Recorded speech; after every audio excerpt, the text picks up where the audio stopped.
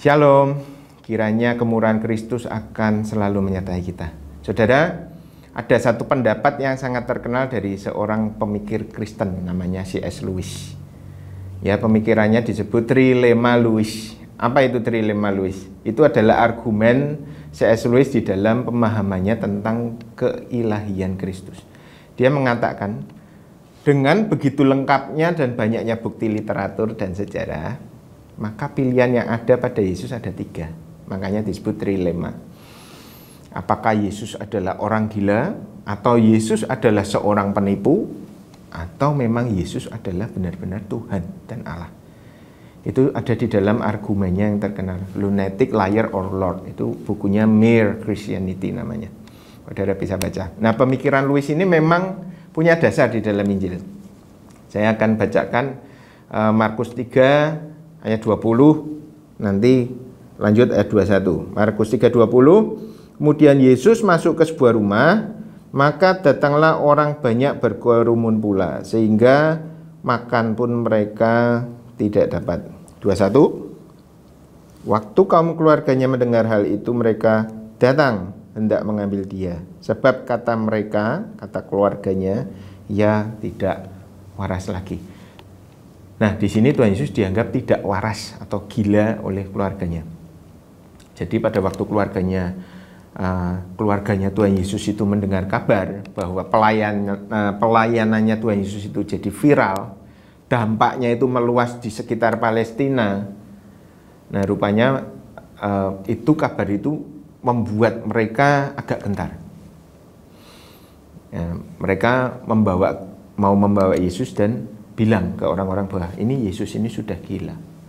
Menurut tafsiran Albert Barnes, mungkin keluarganya mengatakan Yesus gila karena sudah merasakan adanya ancaman dari orang-orang yang membenci Yesus.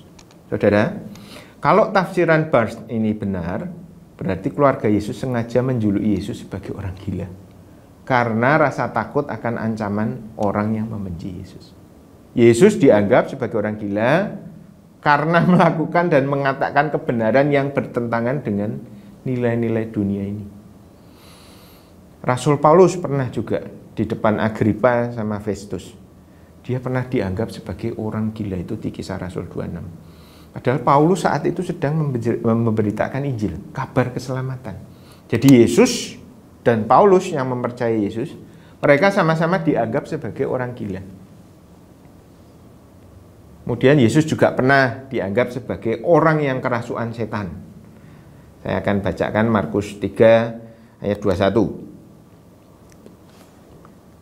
Ayat 22. Markus 3 ayat 22. Dan ahli-ahli Taurat yang datang dari Yerusalem berkata, dia kerasukan Beelzebul, dan dengan penghulu setan ia mengusir setan. Saudara, fakta bahwa Yesus penuh kuasa itu tidak dapat disangkal lagi. Karena memang waktu itu Tuhan Yesus menyembuhkan banyak orang. Kemudian menciptakan makanan dari udara. Kemudian dia jalan di atas air. Kemudian dia mengatur cuaca dengan firman-Nya. Kemudian dia juga menciptakan portal dimensi ruang. Bisa tiba-tiba ada di satu tempat. Yesus mengatasi ruang dan waktu, karena memang ruang dan waktu dan materi itu adalah ciptaan Tuhan. Dia bisa membangkitkan orang mati, dia bisa ngusir setan, berkuasa atas setan-setan. Semuanya itu terjadi di depan mata seluruh orang. Jadi tidak dapat disangkal bahwa memang Yesus itu sakti. Tapi perhatikan saudara, mereka yang tidak menerima Yesus sebagai Tuhan, mereka mengatakan bahwa itu kuasa Beelzebul, itu kuasa iblis. Jadi menurut anggapan orang yang membenci Yesus, Yesus melakukan semua mujizat demi kebaikan, demi kebenaran. Itu semua karya iblis. Itu menurut mereka yang membenci Yesus. Saudara, zaman sekarang, zaman YouTube ini, kalau saudara amati, penghujatan yang diterima Tuhan Yesus dan gerejanya, jemaatnya, orang yang percaya pada Yesus itu sudah sangat luar biasa. Segala perkataan yang paling keji itu dilontarkan buat Yesus maupun kita yang mempercayai Yesus. Jadi bagi orang-orang yang kecut hati, kembali ya ke tadi ya, Yesus itu dianggap tidak waras dan orang gila. Tapi bagi mereka yang membenci, Yesus adalah sekutu iblis. Nah, pertanyaannya adalah, bagi saudara dan saya, siapakah Yesus itu? Jawabnya pasti, dia adalah Tuhan. Dia adalah Allah. Dia adalah juru selamatku dan juru selamat seluruh manusia. Tapi saudara, pertanyaan yang lebih dalam, apakah kita mengenal Yesus secara pribadi? Karena kita bisa ambil contoh, kenal Pak Jokowi, presiden yang baik, lembut, toleran, bertanggung jawab, dan banyak lagi. Tapi belum tentu setiap orang kenal Pak Jokowi secara pribadi. Demikian dengan Yesus. Kita memang tidak pernah menganggapnya gila atau kerasukan setan. Malah kita percaya bahwa dia adalah Tuhan. Tapi adakah kita mengenal Tuhan Yesus secara pribadi?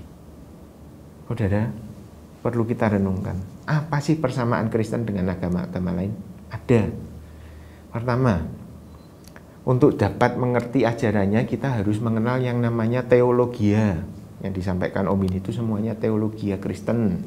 Yang disampaikan di dalam firman Tuhan itu, yang kita wariskan turun-temurun, diajarkan. Itu teologia. Siapa itu Tuhan, bagaimana sejarahnya, dan lain-lain. Semua agama sama, mempercayai Tuhan mereka di dalam sebuah teologi atau pengajaran yang diteruskan turun-temurun. Kemudian kesamaan apa lagi? Semua agama itu sama-sama melakukan apa yang ada di dalam kitab suci mereka.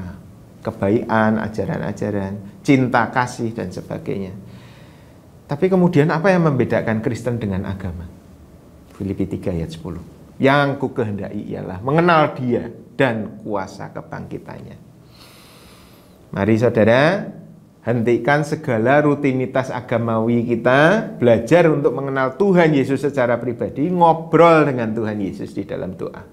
Nikmati hadiratnya dalam penyembahan. Tanyakan tuntunannya hari demi hari. Sebab kerinduan Tuhan Yesus adalah menyatu dengan kita umatnya. Pribadi lepas pribadi. Amin.